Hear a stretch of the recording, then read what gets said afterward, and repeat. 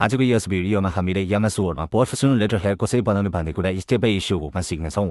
यदि तपाईँ विद्यार्थी शिक्षक कार्यालयको कर्मचारी वा व्यवसायी हुनुहुन्छ भने आधिकारिक पदले अफिसियल लेटर तयार गर्दा लेटरहेड अत्यन्त जरुरी हुन्छ। यस भिडियोमा तपाईँले सामान्य तरिकाले कसरी कार्यालयको लेटरहेड बनाउन सकिन्छ भन्ने कुरा सिक्नेछौँ। MS Word खोलौँ र न्यू ब्ल्याङ्क डकुमेन्टमा सिलेक्ट गर्नुहोस्। यो पेजलाई A4 पेजमा लैजानको लागि चाहिँ लेआउटमा गएको चाहिँ साइजमा क्लिक गरी A4मा क्लिक गर्नुहोस्। यदि पहिल्यैदेखि क्लिक भएको छ भने चाहिँ अब हामीले काम गर्न सुरु गरौँ। लेटरहेडको लागि आवश्यक पर्ने सबै कुराहरू पहिले टाइप गरौँ। म आफ्नो नगरपालिकाको लेटरहेड बनाउन गइरहेको छु। त्यसका लागि म बागलुङ नगरपालिकाको लेटरहेडमा चाहिने आवश्यक पर्ने सबै कुरा चाहिँ टाइप गर्छु। टाइप गरिसकेपछि चाहिँ यसलाई सेन्टर अलाइनमेन्टमा तर यो होममा गएको सेन्टर अलाइनमेन्ट वा कन्ट्रोल टी प्रेस गर्दा पनि हुन्छ र सेन्टर अलाइनमेन्ट आउँछ।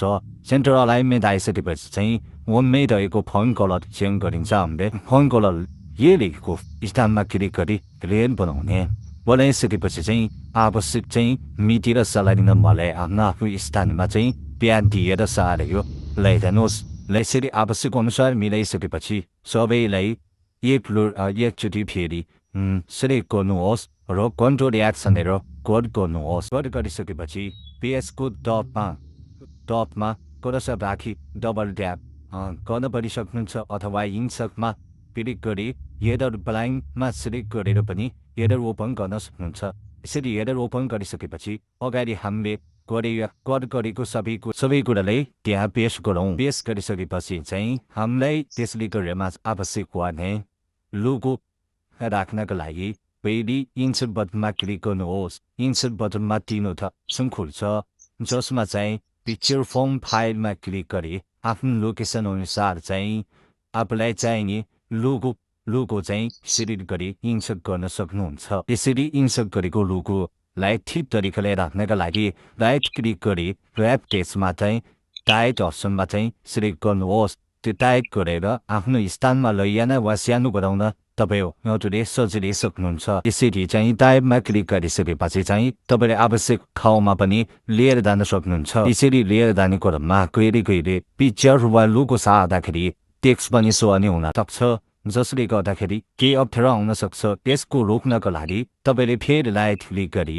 ऱ्यापमा सिलेक्ट गरी बिहाइन्ड द टेक्स्टमा अप्सनमा क्लिक गर्नुभयो भने यो टेक्स्टसँग नसारेर त्यसको पछाडि रहन्छ र टेक्स्ट आफ्नो स्थानमा रहन जान्छ। यसरी लोगो हालिसकेपछि हामीलाई आवश्यक पक्रिने चाहिँ लेटर हेडको माथिपट्टि लाइनको लागि चाहिँ इन्सर्टमा क्लिक गरी लाइनमा क्लिक गर्नुहोस्। लाइनमा क्लिक गरिसकेपछि आफ्नो कहाँ राख्ने आफ्नो स्थानमा राइट क्लिक गरी सिफ्टसँग ड्र गर्नुहोस्। त्यससँग ड्र गर्नाले चाहिँ लाइन चाहिँ स्ट्रेट रहन्छ। अब सेभेन फर्मेटमा अटोमेटिक ओपन भएको छ र आफ्नो हिसाबले चाहिँ मोटाइ र रङको व्यवस्था गर्नुहोस्। यसरी हेडरको काम सकिएको छ। अब फुटरको काम गरौँ है। फुटरमा काम गर्दाखेरि चाहिँ हामीलाई चाहिँ आवश्यक पर्ने चाहिँ इमेल एड्रेस सम्पर्क नम्बर फुटरहरूमा लेख्ने चलन छ। त्यसको लागि पहिले चाहिँ हामीले लाइन खिचौँ। त्यसको लागि इन्सर्टमा गएर चाहिँ सेभबाट चाहिँ लाइन क्लिक गरी सेभसँग चाहिँ लाइन खिच्दाखेरि चाहिँ तपाईँको चाहिँ सिधा हुन्छ। त यसरी चाहिँ त्यसको मोटो गराउने पनि अगाडिको जसरी हामीले चाहिँ राइट ठुलो गराउन सकिन्छ र आवश्यक पर्ने चाहिँ इमेल एड्रेस सम्पर्क नम्बरहरू चाहिँ हामीले टाइप गरौँ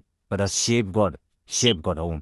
त सेभ गरिसकेपछि यति भइसकेपछि चाहिँ हाम्रो चाहिँ लेटर ब्यागको लेटर हेड चाहिँ रेडी भइसकेको अवस्था छ। तपाईँले पनि आफ्नो अफिसको लागि चाहिने लेटर हेड यसरी बनाउन सक्नुहुन्छ।